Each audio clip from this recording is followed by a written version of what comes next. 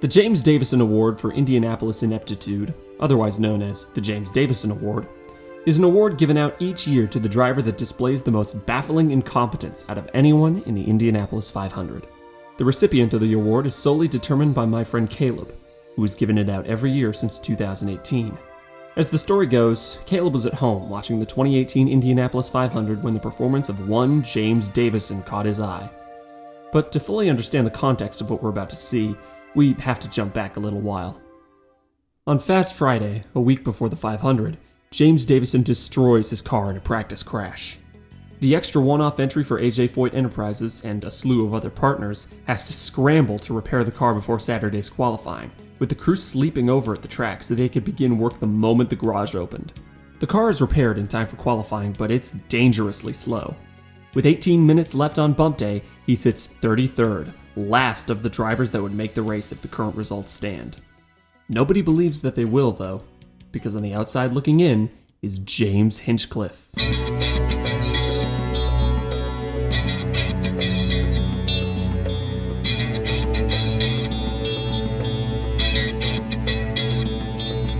The setup on Hinchcliffe's 5 car was off by a mile in his first qualifying attempt. Late in the day, his team finally sends him back out for another attempt, aiming to secure a spot in the field of 33 and thus bumping Davison out. The setup's been fixed, and Hinchcliffe is on his way. James Davison isn't going to make another attempt today, so he's going to need some help to make the field. Before Hinchcliffe goes, Pippa Mann takes to the track and fails to bump her way into the field. With 13 minutes remaining, Hinchcliffe heads out. Very bad rotation. Vibration. Very bad vibration. You can hear that in his voice. Yeah. On his warm-up lap, a pressure sensor comes loose inside his right front tire. The team makes the quick repair, and he gets back in line with 7 minutes left. He's too late. Pippa Mann's already ahead of him. Pippa and her Dale Coyne Racing car still don't have the speed to surpass Davison, but if Hinchcliffe's car ran issue-free, he certainly would. Thanks to the gremlins in the Schmidt-Peterson garage, James Davison has qualified for the Indianapolis 500. On race day, he's woefully off the pace. And I'm not so sure James Davison did not have a problem up there in turn 3 or 4. He looked very slow off the pace, maybe got some dirty air from the car in front and ended up going up the road. These cars, they have that understeer. You can see This is not where you want to get off the throttle. The situation is he was on the radio early on saying that the car was loose. They said, hang in there, hang in there. We're seeing an example of what happens if you hang in there too long. If you have one end that's not working, it goes away in a hurry. James Davison, a classic example. 48 laps in, he's already 2 laps down, and has become a bit of a moving chicane. At this stage, the sensible thing to do would be to acknowledge that something is very wrong with your car and pull into pit road. But James Davison doesn't want to pull onto pit road. He wants to race in the Indianapolis 500. And guess who it is? Yellow is out at Indianapolis. James Davison has crashed. Just shy of the race's 1/4 mark, Davison's pace gets the best of him, as he's run over by Takuma Sato, the defending race winner. With this display, James becomes the inaugural recipient and namesake of the James Davison Award. Before we get too far along, I just want to be clear, I'm not saying that the winners of this award are bad drivers. It takes a special kind of skill to get to Indy in the first place, and all of these drivers are way better behind the wheel than you or I will ever be. Unless you're a race car driver watching this, in which case, just I. As we just saw, and will continue to see, this award can come down to the car just as much as the driver. Eliseo Salazar had an illustrious racing career.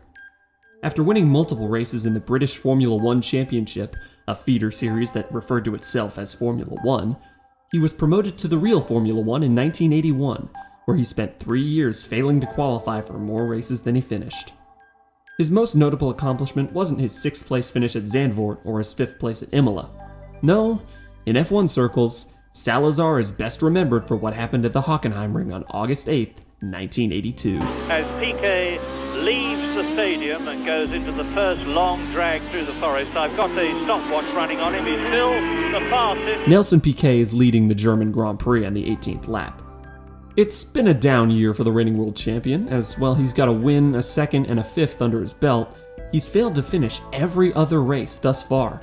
He's out of championship contention, but a victory today will remind the paddock what he's capable of. Heading into the brand new Ostkurve chicane, he catches the lap-down car of Eliseo Salazar and attempts to pass him. Salazar refuses to yield. And out goes PK. My goodness. It seems that the Brabhams are fated and he has hit Eliseo Salazar and he's furious. 14 years later, Salazar is competing in the 1996 Indianapolis 500. He finished 4th in his debut at the track last year, and he's driving for the brand new juggernaut Team Scandia. With 32 laps to go, he's running in 7th place, 2 laps down. He leads the field to the restart, and once again has the race leader directly behind him. As the pace comes up again, Salazar is at the front, and he comes toward the green flag. Davy Jones tries to make a move to the inside, still trying. Salazar's taking him all the way to the wall. Took him all the way to the wall. That's really not good. That's Salazar 2 times now he's done that today. And there goes Zampedri.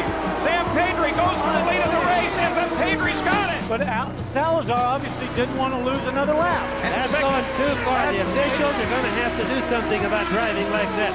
That is so dangerous, Bobby. I can't believe that. As you can tell from the commentator's attitude towards Salazar, this is widely considered dirty driving at Indy.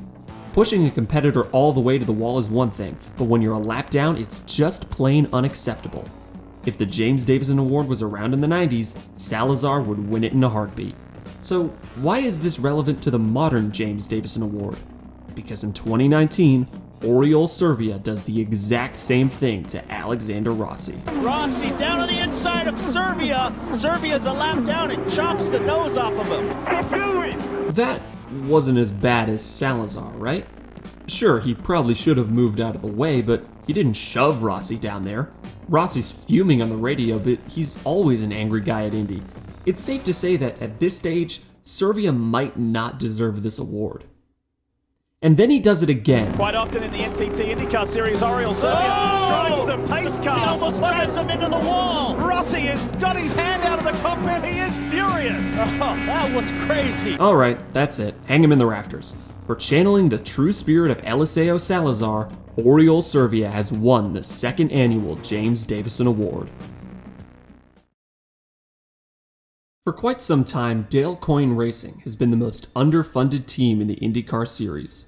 We saw it back in 2018 when Pippa Mann failed to qualify for the 500 alongside James Hinchcliffe.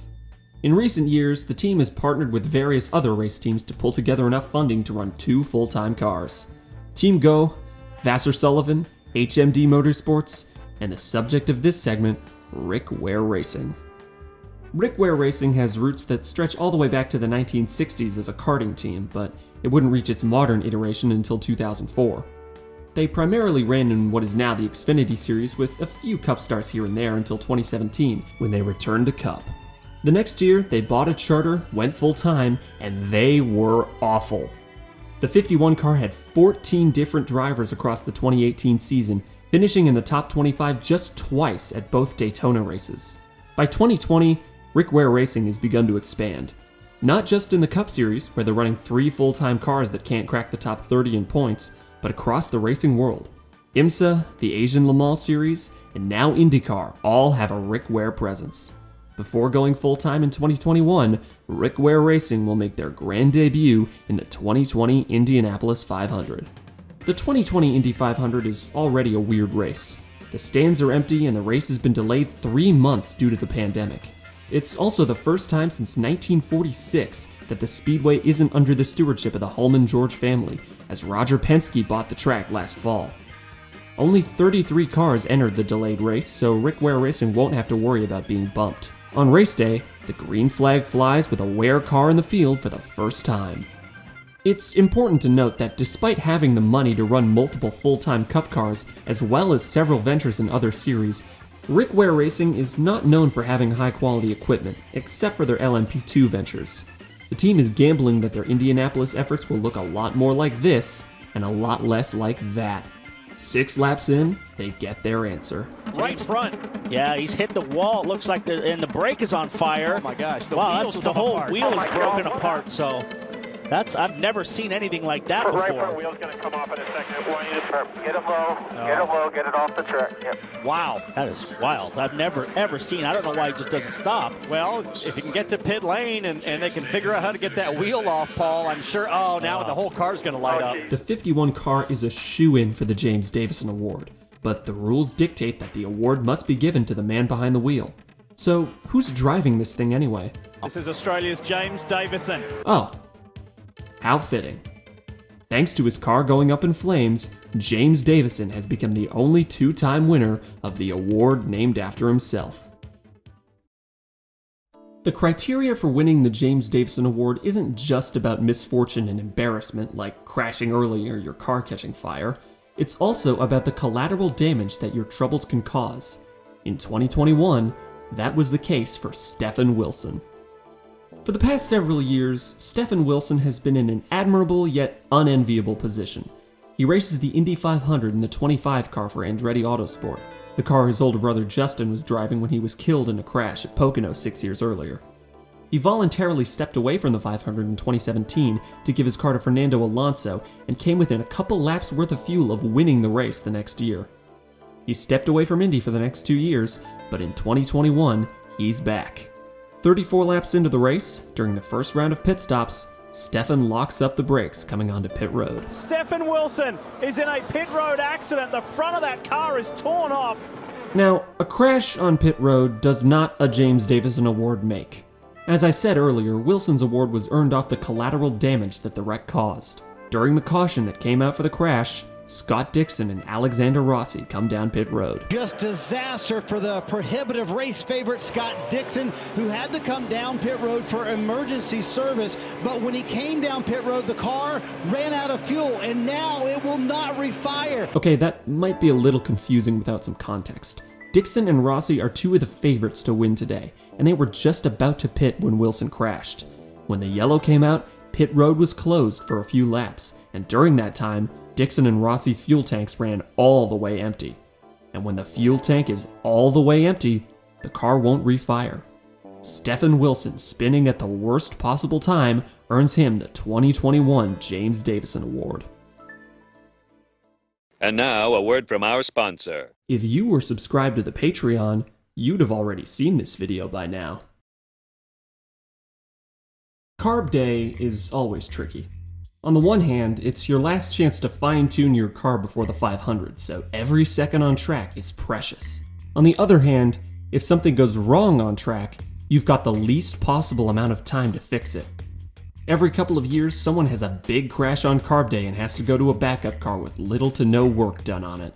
Most recently, Ryan Hunter-Reay's car caught fire this past Carb Day and he had to jump into a pit stop challenge car, and his bid for a win on pit strategy fell apart with car troubles on pit road. But the most devastating kind of Carb Day crash is the one that happens to a true contender, someone who everybody thinks has a good shot at the win. And in 2022, that's exactly what happened to Colton Herta. Was that a big moment from Colton Herta? Oh my gosh, Colton Herta upside down. Wow.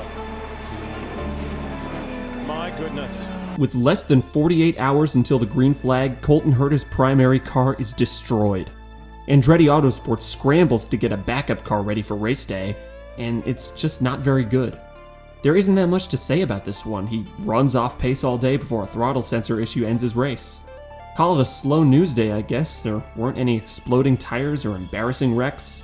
So the 2022 James Davison Award goes to Colton Herta and the Flintstone Mobile. In 2023, Caleb, the commissioner of the award, was watching the Indy 500 live, in person, at the Speedway. From what he tells me, everybody in his section was expecting an early yellow from one man, Stingray Robb. Yes, that is his government name. Stingray's journey to the Speedway was fairly conventional. He worked his way up the ladder from a Pro Mazda championship to narrowly losing an Indy Lights title to Linus Lundqvist. After 6 years in the Junior Series, he finally gets his shot with Rick Ware Racing. In the opening round of the season at St. Petersburg, he crashed on the first lap. He recovered but wouldn't finish after a late lockup. With 41 to go in the second round at Texas, he crashed. After a successful 18th place at Long Beach, the Rick Ware Gremlins returned at Barber, where his engine let go mid-race. On the first lap of the Indy Grand Prix, the final race before the 500, he crashed. Now it's the big one. Stingray Rob's first Indianapolis 500, and expectations are low. The opening lap comes and goes without incident. Then the first 5, then the first 10. Pretty soon the field has gotten into a groove. Not only has Stingray kept it clean, but the entire field has avoided incident for nearly half the race. At the rate they're going, this could end up being the fastest 500 of all time. Oh, that's Stingray Rob! Yellow. First yellow of the race, and one of the rookies in the field. McLaughlin goes one way, Kanaan goes the other, and the day is done for the Dale Coyne Racing with Rick Ware Racing rookie. Oh, Stingray. I guess the fans were right about you. Must have been a different issue for him. What the heck, man? I take it that means you're okay at least. It doesn't end here. During the caution that Stingray caused, Rinus VeeKay spins on pit road, collecting Alex Palou, one of the consensus favorites to win. In true James Davison Award fashion, the recipient has inadvertently taken out one of the best cars on track. The Indianapolis 500 has had an unfortunate tradition through the majority of its history: the first lap crash. It's not surprising when you think about it. The only time all 33 cars are bunched up so closely is at the start of the race. Many of the Speedway's darkest moments were born of first lap crashes: 1958, 1964, and 1973 to name a few. Entering the month of May in 2024, there hadn't been a first lap crash since 2015, when Sage Karam hit the wall in the short chute. Both Sage and one of the other drivers involved, James Davison, were in their second Indy 500s, and inexperience surely played a role in the crash. You can practice running hot laps, dicing through traffic, and coming on and off pit road all month long, but you can't practice the start of the race. 33 cars being in such close proximity to each other only happens once a year, when the green flag flies on lap 1. Even the best of the best have only done this a handful of times, and it's really a wonder that there aren't first lap crashes more often. Experience is king at Indianapolis. In the post-merger era of IndyCar, the race winner has an average of 7.7 500 starts under their belt before their winning year. This average is skewed lower than it otherwise would be by Juan Pablo Montoya and Marcus Ericsson, who both raced in Formula One for years before winning. Nobody at the Speedway in 2024 thinks that sports car driver Tom Blomqvist has a real shot at the win, but he wouldn't be here if he didn't think so. Tom qualifies 25th and takes the green flag on the inside of the 9th row. It's his first ever Indy 500, and he's never driven into turn 1 with a full field surrounding him before. Show him what you got, Tom. Further back, I think the blue and orange car of Scott Dixon. Oh, we got a crash at the back. That's Marcus Ericsson. Around goes Pietro Fittipaldi. And I believe is that Catherine Tom 66. The Meyer-Shank Racing rookie. Tom Blomqvist rolls worst start in Indy 500 history, asked to leave the sport. It was that bad. Not only did he take himself out of the race in the very first of 800 corners, he also took out Marcus Ericsson, the man who won this race just 2 years ago. Tom is replaced by Helio Castroneves for the next 2 races, and then David Malukas for the remainder of the season. He headed back to Meyer-Shank Racing's IMSA team for 2025, and hasn't driven an IndyCar since. There's a quote that anyone who plays any outdoor sport should be familiar with. On January 5th, 2014, the San Francisco 49ers and Green Bay Packers took the field at Lambeau for the NFC wildcard game, where the average temperature was 5 degrees Fahrenheit. About 15 minutes after kickoff, the sight of the below-freezing temperatures prompted Dallas Cowboys legend and Pro Football Hall of Famer Michael Irvin to open Twitter and share his thoughts on the matter. Man, when we played in that cold weather, we was cold. On May 25th, 2025, it was cold.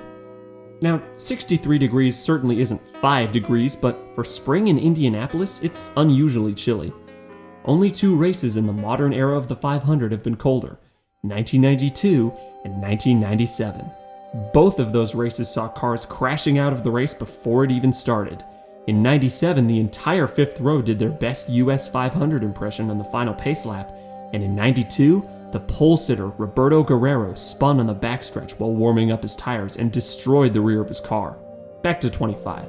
Once again, it's unusually cold on race day. these temperatures usually contribute to an uneasy feeling surrounding the 500. In '92, a slew of crashes in practice, one fatal, saw major safety changes enacted following the race. In '97, the race was under the shadow of the IRL kart split, with 35 cars being slated to start thanks to the more than controversial 25-8 rule allowing IRL cars guaranteed starting spots. And in 2025, controversy has loomed large over the owner of the speedway all week. In practice on pole day, Scott McLaughlin lost it in turn 2. Oh! Scott McLaughlin in the wall. Big accident. That's a huge moment for Scott McLaughlin, last year's pole sitter here. A little while later, the remaining Penske cars abruptly pulled out of the qualifying line. Not long after, it was revealed that the attenuators on Joseph Newgarden and Will Power's cars were illegally modified, and they will be sent to the rear of the field on Sunday. It's not clear how much of a competitive advantage the modifications provided, but to a lot of people, it didn't matter. To them, the guy who owns the speedway got caught cheating again. Later in the week, Penske cleans house, firing his top 3 IndyCar executives. I guess what I'm trying to say with all this is, if a black cloud is hanging over the speedway, the temperature will drop accordingly. The Penske driver who avoided most of this was Scott McLaughlin. He wasn't running a modified attenuator when he crashed, and so he wasn't punished. He'll start the Indy 500 from 10th place. At least, he was going to. Except, it's cold. The air, the track, the tires, the heart of the speedway itself, all of it. And never forget, when you're playing in that cold weather, it's cold, and so are you. But oh no, we've got a crash! Scott McLaughlin! And we were talking earlier about Guerrero back in '92. The one thing you don't want to do is to have your race ended before it's even begun. It is over. Scott's tires were cold enough that they couldn't fully grip onto the asphalt, and he lost control. The man who just 1 year ago became the fastest pole sitter in the history of the Speedway has won the 2025 James Davison Award. The devastation on Scott McLaughlin's face in his body language. And that is what it means. That is what it means to have your dreams wrenched away from you before you've even had an opportunity to make them real.